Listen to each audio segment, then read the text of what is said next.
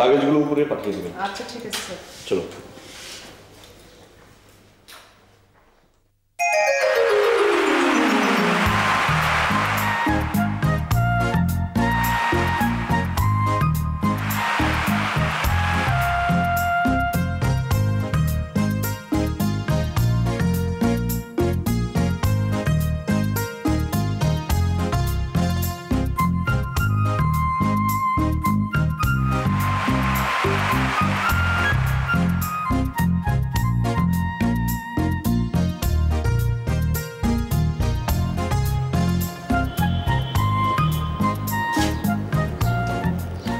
রুমগুলো কেমন দেখলে?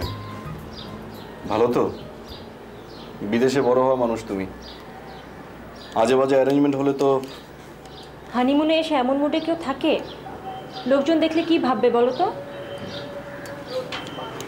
লোকজন খেয়াল করার মতো কিছু করব না, এত টেনশন করার কিছু নেই। মন খারাপ? অনেক। মন খারাপ করো না, মোটেলটা তো অনেক বড়, ভিতরে অনেকগুলা ঘর, একসাথে থাকতে হবে এমন তো কোনো কথা নেই। Am I clear? হাত মুখ ধুয়ে চেঞ্জ করে নাও, যাও।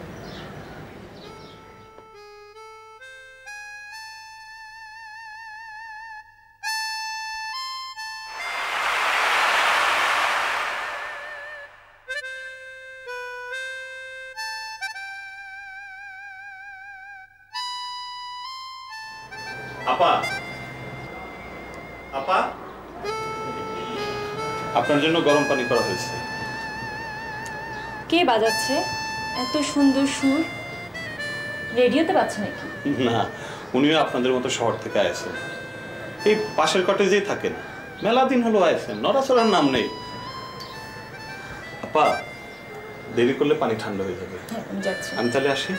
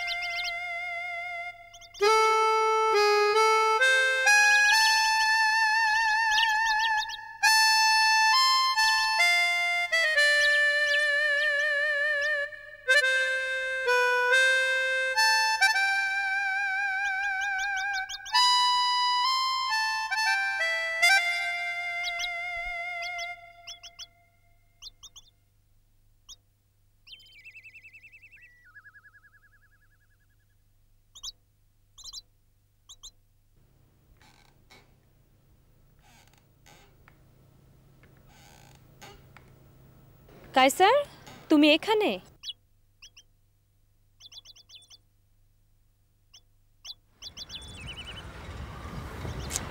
এখানকার রান্না কেমন হবে জানি না, তবে সবকিছু ফ্রেশ।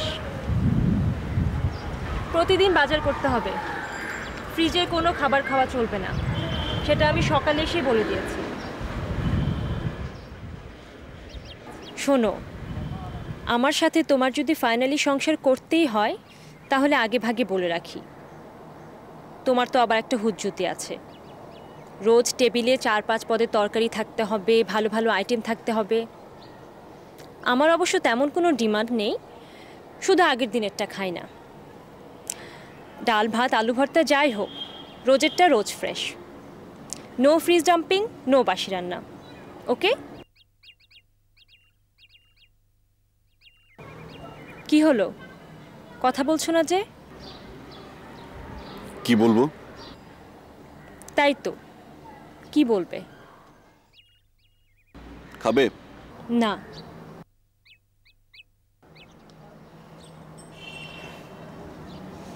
কি করব বলো?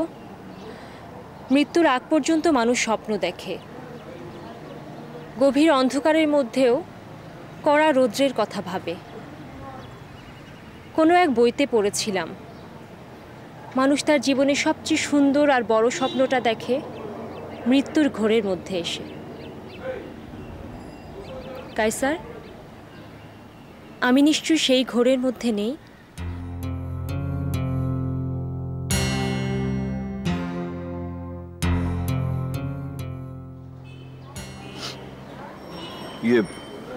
কেয়ারটেকার সাহেব বললেন এখানকার সমুদ্র নাকি খুব সুন্দর, খুব কাছেই নাকি বিচ, যাবে?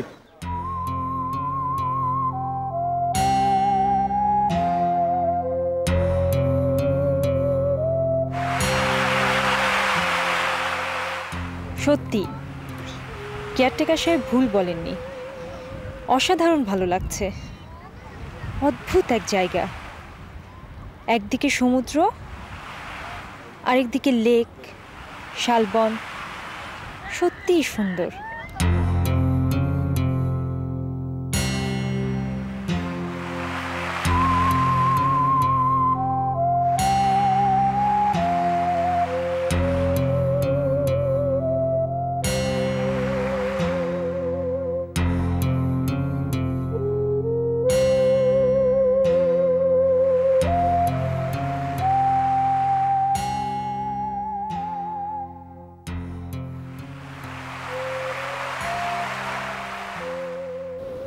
খালি গলায় একটা গান হবে?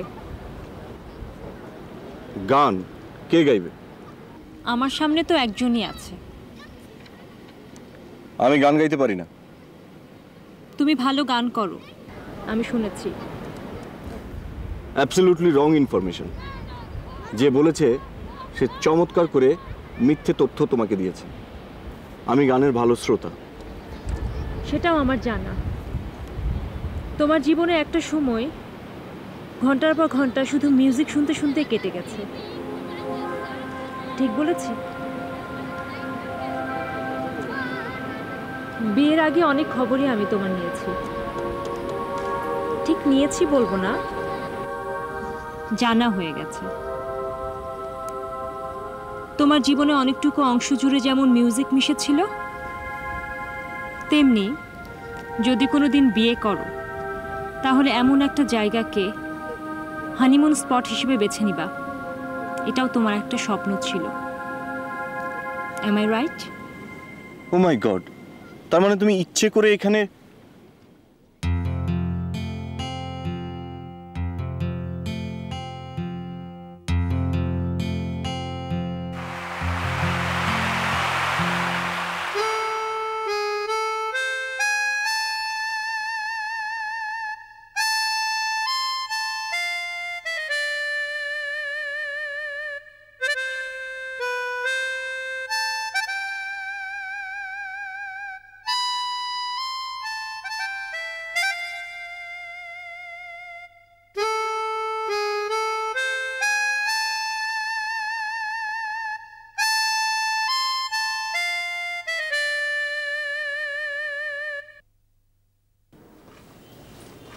কেমন লাগলো?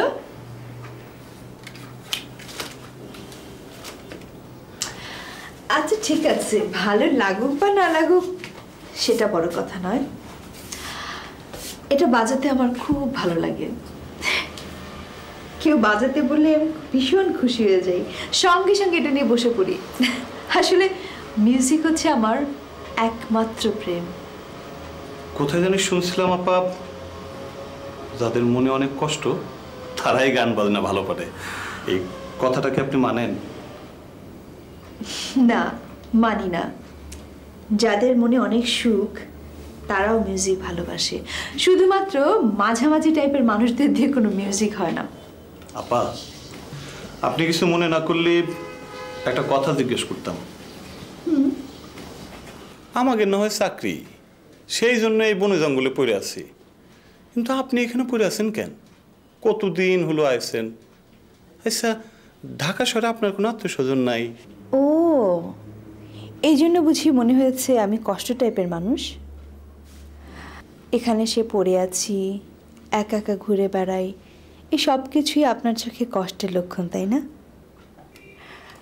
শুনুন কেয়ারটেকার সাহেব, জীবনে কারা একা থাকতে পারে জানেন? যারা আসলে জীবনে একা নয়।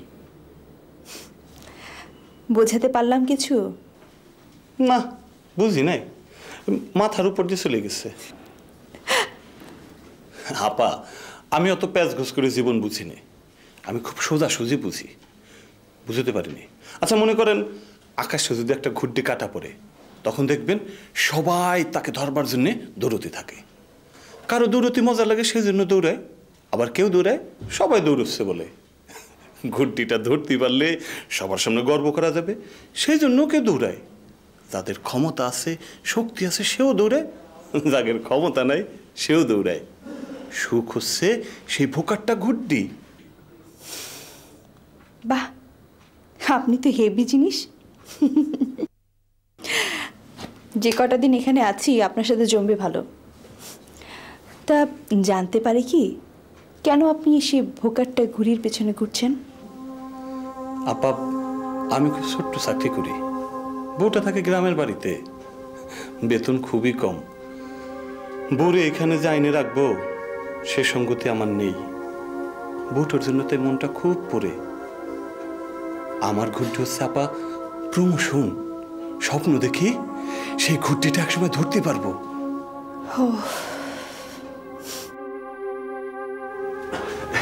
মনে করেন যে আপনাদের মতো কিছু লোকজন যখন এই বাংলোতে আসে বেশ জমজমাট থাকে, কিন্তু আপনারা চলে গেলে আবার সেই যেমন তেমন। আচ্ছা, পাশের মোটেলটাতে কেউ নতুন কেউ এসেছে নাকি?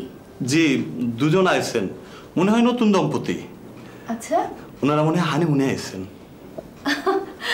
আপনি এত সব জানেন কি করে? আপা, ওই দুটো পয়সার জন্য আমি ওইখানেও কাজ করি। তাই নাকি? তা তো জানতাম না। ভালো ভালো। আচ্ছা, আমার জন্য এক কাপ চা করে দিতে বলেন না, আমি খেয়ে ভাবছি সমুদ্রের পাড়ে একটু ঘুরতে যাব।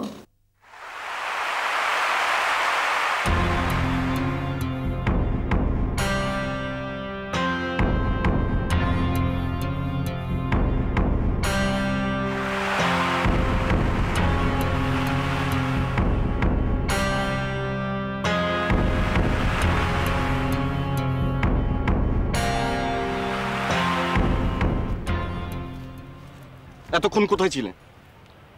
কি আশ্চর্য, একবার ঘড়ির দিকে তাকিয়ে দেখো তো, এতক্ষণ কোথায় ছিলে? বিচে খালি পায়ে হাঁটছিলাম। সমুদ্র পাড়ে এলে নিজেকে বড় তুচ্ছ মনে হয়, তখন মন খারাপ টারাপ সব ভালো হয়ে যায়। বিচে হাঁটো আর যা ইচ্ছে তাই করো, কিন্তু যা ইচ্ছে তাই করব? হ্যাঁ, যা ইচ্ছে তাই করো, কিন্তু একটু বলে গেলে কি হতো? টেনশন হয় না? আমি এত সৌভাগ্যবতী, আমাকে নিয়ে তোমার টেনশন হয়? আননেসেসারি কথা না বললে ভালো। আমি তো একজন মানুষ, অন্তত যতক্ষণ চোখের সামনে। যখন থাকাথাকির ভেজালটা ক্লোজ হয়ে যাবে তখন আর ফালতু টেনশনের ব্যাপারটা থাকবে না, তাই না? আমাকে ক্ষমা করো কায়সার, প্লিজ। আমি তোমাকে কেবলই কষ্ট দেই সেই বিয়ের পর থেকে। হয়তো তোমাকে অন্য কেউ অনেক বেশি হ্যাপি করতে পারতো, খামোখা আমি একটা ঝামেলা করে সব এলোমেলো করে দিয়েছি। আচ্ছা ঠিক আছে, আমি সত্যিই ফালতু বকছি কিনা এখনই তার প্রমাণ হয়ে যাবে। ধরো। কি? যে কোনো একটা আঙ্গুল ধরো। ধরলে কি হবে? আগে ধরো, তারপর বলছি।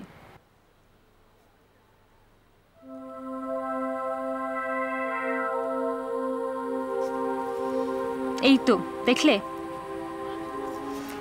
এই আঙ্গুলে ফু দিয়ে মনে মনে বলেছিলাম তোমাকে আরো অনেক দিন ভালোবাসবো, আর এই আঙ্গুলে ফু দিয়ে বলেছিলাম তোমাকে আর বেশি দিন জ্বালাবো না। তুমি এই আঙ্গুলটাই ধরলে। আমি তোমার কি ক্ষতি করেছি কায়সার? কেন আমার জীবনটা কিভাবে নষ্ট করে দিচ্ছ?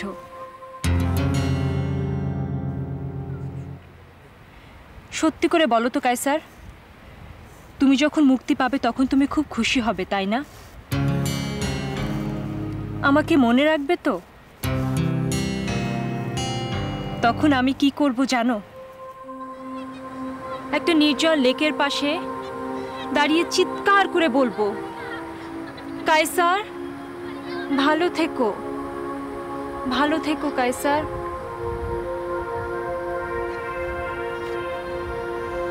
কি ব্যাপার, তুমি কি খেয়েছো? ঘুমের ওষুধ।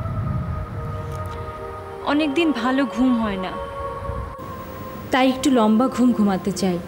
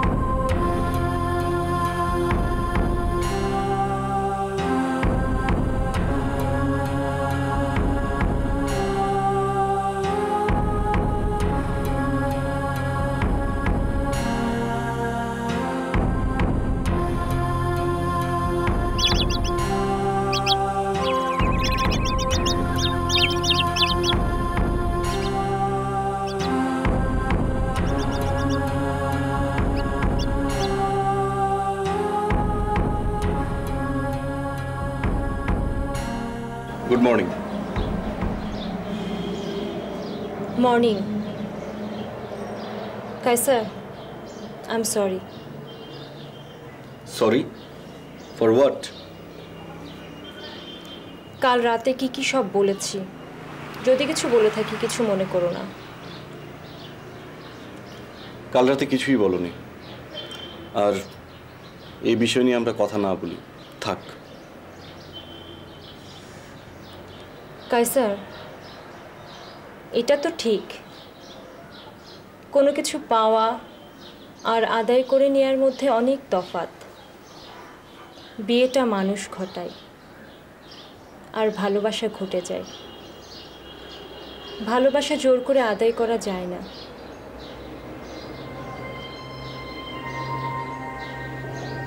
ভালোবাসা, ভালোবাসা বলতে পৃথিবীতে কিছু নেই জানো। ভালোবাসার নিজস্ব কোনো শক্তি নেই, এর সঙ্গে জড়িয়ে আছে নিয়তি। নিয়তি ভালোবাসাকে এগিয়ে নেয়, আবার ছুঁড়ে ফেলে দেয়। Excuse me. হ্যাঁ মা। হ্যাঁ মা বলো। হ্যাঁ ভালো আছি। হ্যাঁ পায়েলও ভালো আছে। আচ্ছা, এত চিন্তা করার তো কিছু নেই, তুমি যা চেয়েছো তাই তো হয়েছে নাকি? হ্যাঁ আমাদের সময়ও ভালো যাচ্ছে, জায়গাটাও বেশ ভালোই। আচ্ছা তুমি তোমার দিকে খেয়াল রেখো। কবে আসবো ঠিক বলতে পারছি না, তবে আশা করছি 2-1 দিনের মধ্যেই। রাখি, হ্যাঁ ভালো থেকো।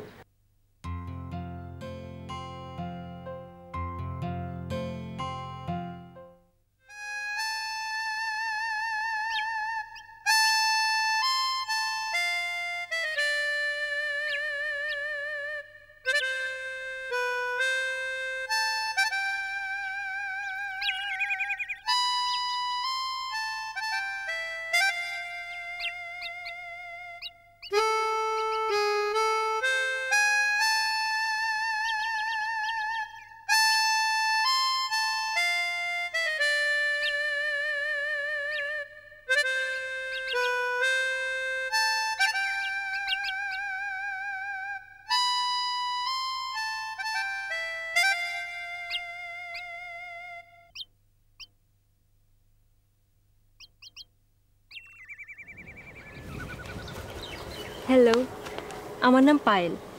ও আমি অমি। ও আচ্ছা, আপনারাই বোধহয় হানিমুনে এসেছেন না? হ্যাঁ, কি করে বুঝলেন? ও দাঁড়ান দাঁড়ান, আপনি হচ্ছেন সেই মহিলা। সেদিন কেয়ারটেকার সাহেবের কাছে শুনেছি আপনার কথা। সেদিন আপনার মাউতার গান শুনে আপনাকে খুঁজতে বেরিয়েছিলাম, পাইনি। হেমিলনের বাঁশিওয়ালার মতো আপনি, একেবারে কাছে টেনে আনে। রেডিও টিভিতে ওটা বাজান? না না, আমি ওটা শখেই বাজাই, জাস্ট টাইম পাস। কি কি হয়েছে? না ঠিক আছে। শরীর তো পুড়ে যাচ্ছে একেবারে। চলেন চলেন।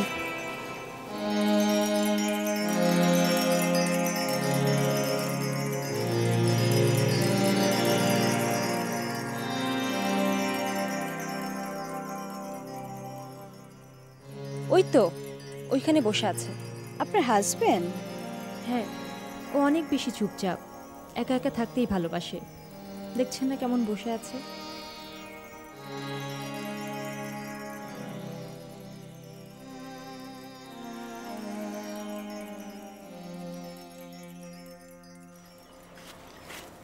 কাইসার,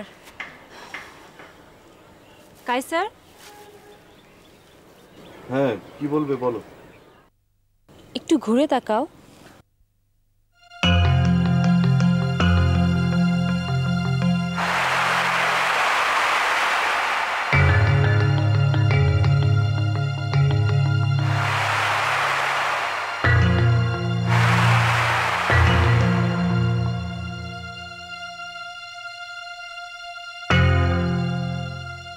মাথা ঘুরে পড়ে যাচ্ছিলাম।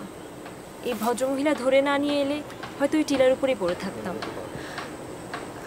ওনার গায়ে অনেক জ্বর, ওনাকে ঘরে নিয়ে যান।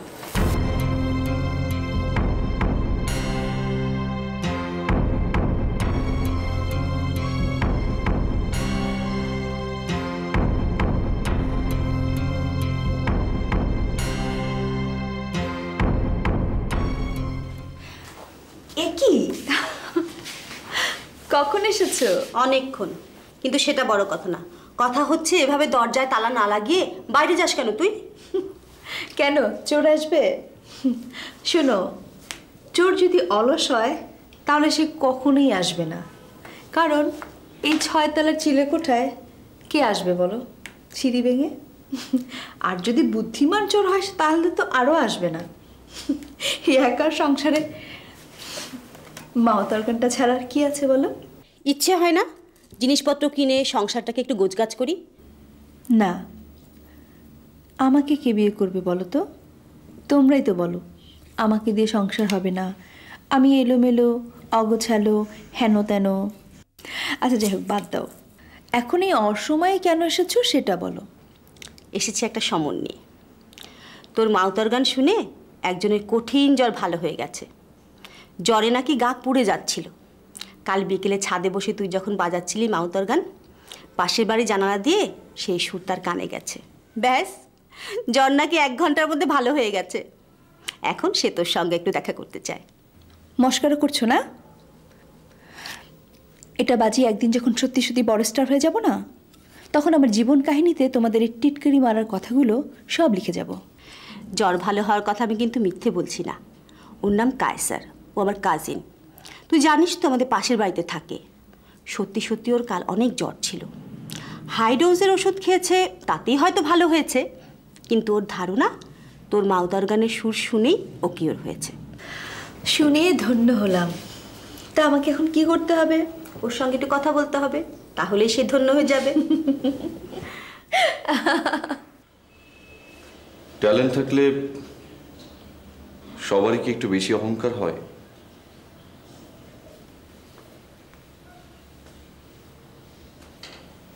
কবিতা আপা বলছিল এত কাছে থাকেন তারপরেও নাকি কথা বলতে চাইছিলেন না।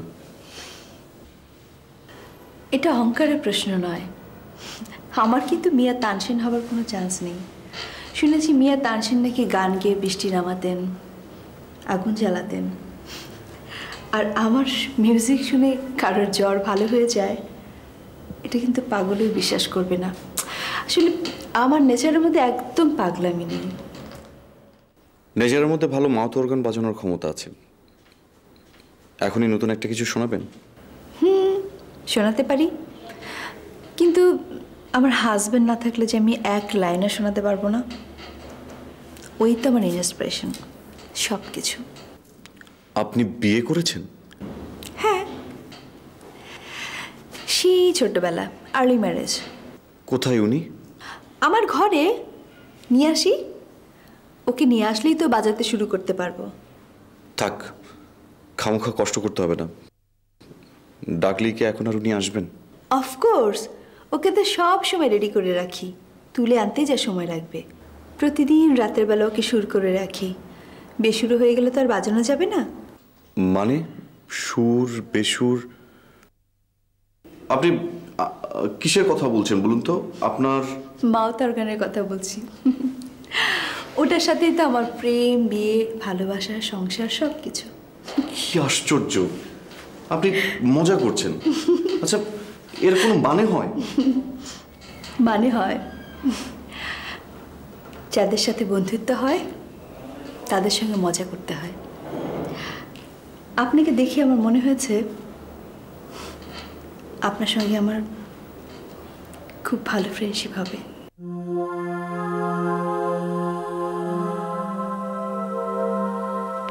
এ কি কি হলো? মন খুব খারাপ? খুব খারাপ? শোনো, ভালোবাসা হচ্ছে পুকুরে ঢিল ছোঁড়ার মতো। যত জোরে বড় করে ঢিল ছুঁড়বে তত বড় ঢেউ উঠবে এবং সে ঢেউ মিলিয়ে যেতে অনেকক্ষণ সময় লাগবে। এর মানে কি? মানে হচ্ছে তুমি আমাকে অনেক বেশি করে ভালোবাসবে, বড় করে ভালোবাসবে, গভীর করে ভালোবাসবে। দেখবে তোমার সমস্ত দুশ্চিন্তা শেষ। আচ্ছা অমি, দুশ্চিন্তা কি কোনো কর্পূর যে কৌটোর মুখ খুলে দিলে আর তা উড়ে চলে গেল? আমি কি তা বলেছি নাকি? চল এক কাজ করি, আমরা দুজনে মিলে কাজী অফিসে গিয়ে বিয়ে করে ফেলি, দেখবে সব কিছু সমাধান হয়ে গেছে। আবার ঠাট্টা? ঠাট্টা নয় কায়সার, তুমি আমাকে ভালোবেসে ফেলেছ, কিন্তু তোমার মা তো আমাকে ভালোবাসেনি। তার যুক্তি বুদ্ধি অত্যন্ত স্ট্রং। তিনি কেন একটা মাউথ অর্গান বাজায় এমন একটি বহিমিয়ান মেয়ের সঙ্গে তার ছেলেকে বিয়ে দেবেন? বাবা কায়সার, আমি চলে যাচ্ছি। তোমার সঙ্গে একমত হতে পারলাম না বলে একেবারে চলে যাচ্ছি। তুমি ভালো থেকো। যার সঙ্গে আমরা তোমার বিয়ে ঠিক করেছিলাম সেই পাত্রীকে তোমার পছন্দ নয়। তুমি মনে করছো মাউথ অর্গান বাজানো মেয়েটিকে বিয়ে করেই তুমি সুখী হবে। তুমি জেনে রেখো, তোমার এই বিয়ের খবরটা যখন আমি পাবো তখন সঙ্গে সঙ্গে তুমি আবার একটা ভয়ঙ্কর বাজে খবর পাবে। আমি এখন জানি না বাবা, যে মেয়েটিকে তোমার বউ হিসেবে আমি ঠিক করেছিলাম তাকে আমি কি বলবো। ওর মতো নিষ্পাপ মেয়েটি কি দোষ বলতে পারো?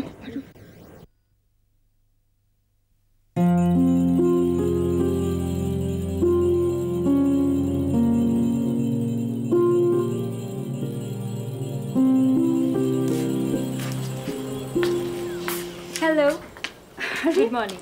Good morning. কেমন আছেন আজ? আজ সকাল থেকে একদম ফ্রেশ। আপনি কেমন আছেন বলুন? হ্যাঁ, ভালো, ভালোই আছি। ওহো, সেদিন তো জ্বরের ঘরে পরিচয় করে দেওয়া হয়নি। ও হচ্ছে কায়সার, আর কায়সার উনি হচ্ছেন অমি। জানো কায়সার, উনি না দারুণ মাউথ অর্গান বাজান। তুমি একবার শুনলে মুগ্ধ হয়ে যাবে। কি ব্যাপার, তুমি এমন একটা এক্সপ্রেশন দিলে যেন ইনফরমেশনটা তোমার আগে থেকেই জানা ছিল। মানে কি বলছো? তুমি আমার কথাটা ঠিক বিশ্বাস করতে পারছো না, তাই না? হাই রে, আমি নিজের কানে শুনে প্রশংসা করছি। আচ্ছা আমি, তুমি এখন একটু বাজি শুনে দাও তো। বৃক্ষ, তোমার নাম কি, ফলে পরিচয়? সরি ভাই, তোমাকে তুমি করে বলে ফেললাম। না না না, ঠিক আছে, কোনো আপত্তি নেই। মাউথ অর্গান শোনা তো আপত্তি আছে? সেটিতে আরও নেই। এই একটি কাজ আমি অবলীলায় করি। কেউ আমার দিকে তাকালে সঙ্গে সঙ্গে বলি, আপনি মনে হয় আমার মাউথ অর্গান শুনতে চান। কথাটা বলে দেরি করি না, সঙ্গে সঙ্গে হাজবেন্ডকে নিয়ে বসে যাই। হাজব্যান্ড? তুমি বিয়ে করেছো? হ্যাঁ, অনেক ছোটবেলায়। তাই তো, ওনাকে নিয়ে আসুনি কেন? এনেছি তো, ওকে ছাড়া আমার এক মুহূর্ত চলে না। এই যে, ওর সাথে আমার পরিচয় 15 বছর বয়স থেকে। তারপর থেকেই ঘর সংসার শুরু। আল্লাহ, তুমি তো ভারী মজার লোক। এইটা তোমার হাজবেন্ড? হ্যাঁ, হাজবেন্ড তো হচ্ছে সেই যাকে অবলম্বন করে একজন মানুষ সারা জীবন বেঁচে থাকতে পারে। হাজবেন্ড হচ্ছে সেই যে শেষ পর্যন্ত বিট্রে করে না। জানেন, একে যখন আমি স্পর্শ করি তখন না ও ঠিক আমার মতো করে বাঁচতে থাকে। ফাইন, তাহলে তুমি আর তোমার হাজবেন্ড জয়েন্ট ভেঞ্চারে একটা মিউজিক শুনিয়ে দাও। তা না হলে কায়সার ভাববে আমি তোমাকে নিয়ে বাড়াবাড়ি করছি। চলো ওই দিকে যাই।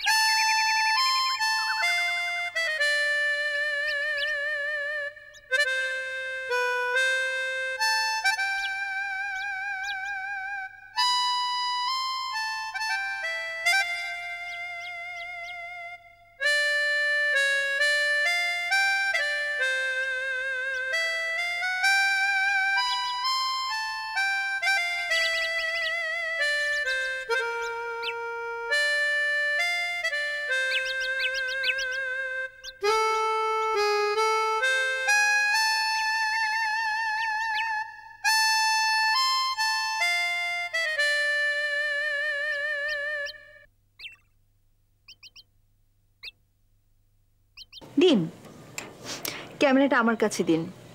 এমন একটা মুহূর্তের স্মৃতি ক্যামেরায় বন্দী হয়ে থাকা উচিত। দিন।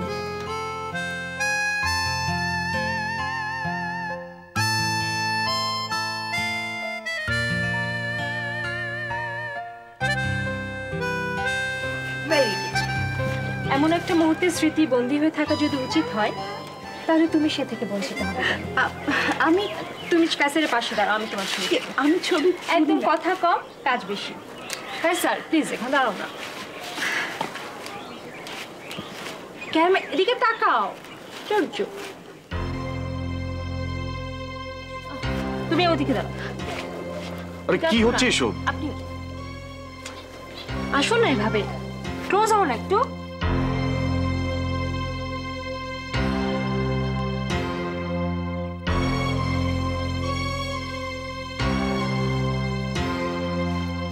তোমাকে আমার খুব পছন্দ হয়েছে। তুমি যেমন গুড মিউজিশিয়ান, তেমন তোমার হিউমার। নিঃসন্দেহে আমার চেয়ে বেটার পারসন। কাছে একটু ক্লোজ হও না।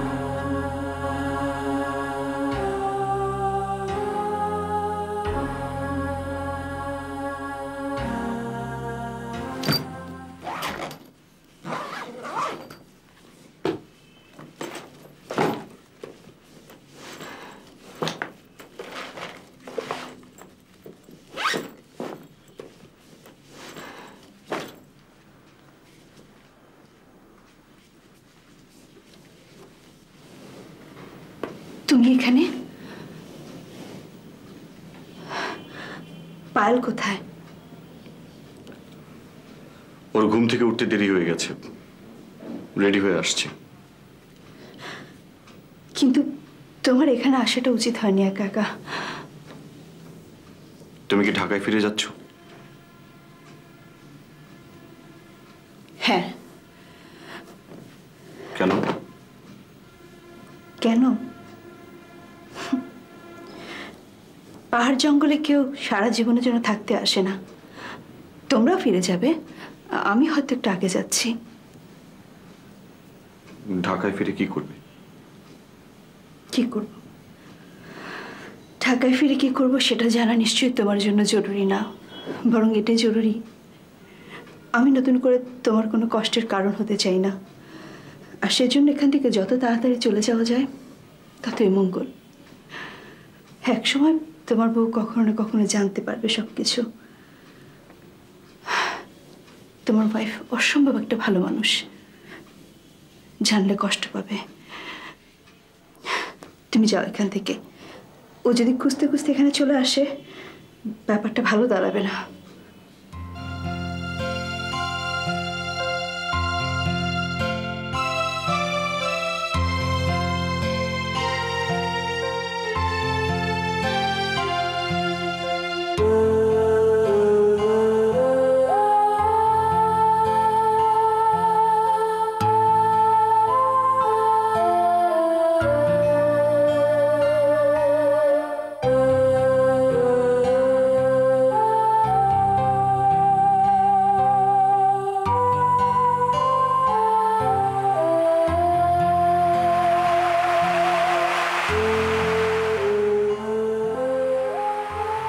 আমি সারা জীবন আমার এই কষ্টটা থেকেই যাবে। তুমি শেষ পর্যন্ত আমাকে ভুল বুঝলে। আমি তোমার কাছে এই চিঠিটা নিয়ে গিয়েছিলাম তোমাকে দেব বলে।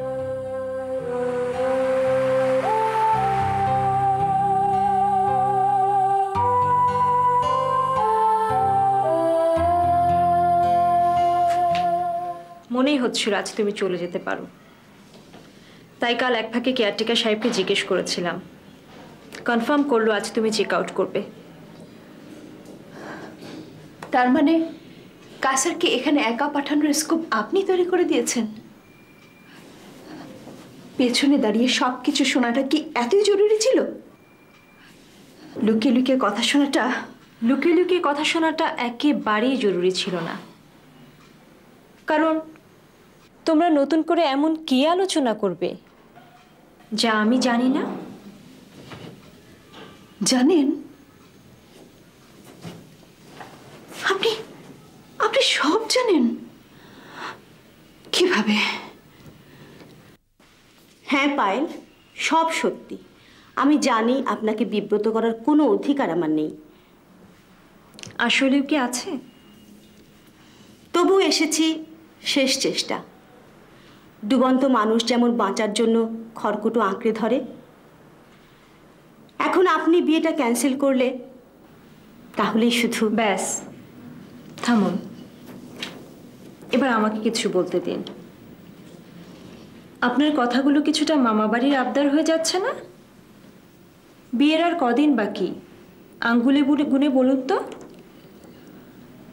আমি কায়সারকে যতদিন থেকে ভালোবাসে তার বহু আগে থেকে আমি কায়সারকে চিনি। কায়সারকে বিয়ে করার ডিসিশন আমার অনেক আগে থেকে। তারপরেও যদি ওরা একে অপরকে ভালোবাসে, এটা তাদের সমস্যা, আমার না। আমিও কায়সারকে বিয়ে করছি। আমি বিশ্বাস করতে চাই সারা জীবনের সঙ্গী হিসেবে কায়সার আমার জন্য পারফেক্ট চয়েস। আমার যোগ্যতা থাকলেও আমাকে একদিন ভালোবাসবেই। ঠিক আছে, আমার মনে হয়েছে এই কথাগুলো আপনাকে জানানো দরকার। আমি জানিয়ে গেলাম, বাকিটা আপনার সিদ্ধান্ত। সব শুনে মনের মধ্যে একটা জিদ চেপে গিয়েছিল। আমি ভেবেছি আমার মধ্যে এমন কি নেই যা সে তোমার মধ্যে পেয়েছে।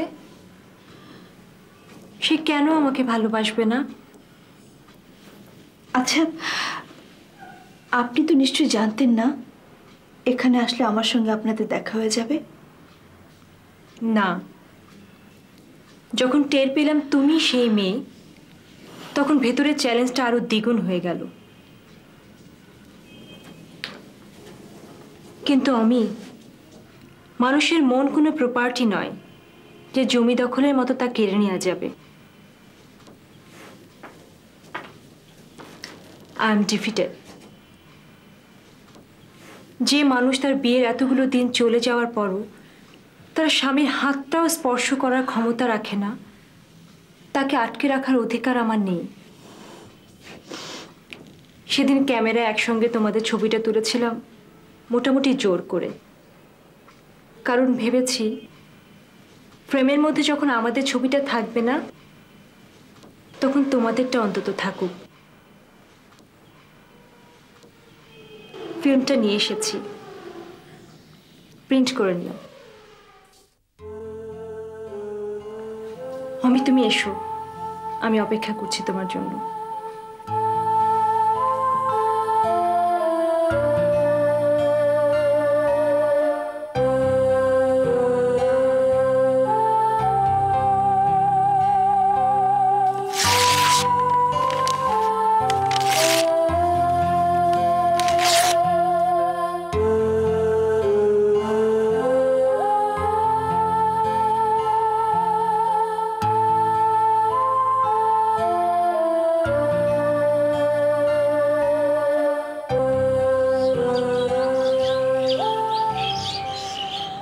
তুমি আমাকে বিয়ে করে উইন করতে চেয়েছো।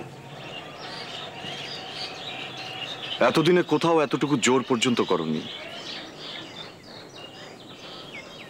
ভালোবেসে উইন করা যায় কিনা সেটা দেখতে চেয়েছো। পায়েল, তাহলে কেন আবার নতুন করে নতুন অঙ্ক করতে চাইছো? আমার কাছে যে এই অঙ্কটা এখন ঠিক বলে মনে হচ্ছে কায়সার,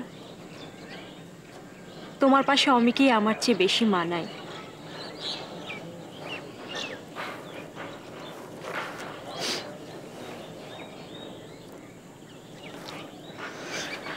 শেষ বেলায় অমির কাছে ক্ষমা চেয়ে একটা চিঠি লিখেছিলাম। যে দেখো, চিঠির টুকরোগুলো কেমন উড়ে উড়ে চলে যাচ্ছে। আচ্ছা পায়েল, আমার অতীতের সঙ্গে কি ওই কাগজের টুকরোগুলোর কোথাও মিল খুঁজে পাচ্ছ? হ্যাঁ, অমির সাথে আমি অন্যায় করেছি, এটা ঠিক, কিন্তু তোমার কাছ থেকে চলে গিয়ে আমার অন্যায়টাকে আমি আরো 10 গুণ বাড়াতে চাই না। পায়েল, আমাকে আরো কটা দিন সময় দাও, দেখবে আমার চেয়ে ভালো হাজবেন্ড আর কেউ হবে না। Please Payel, please.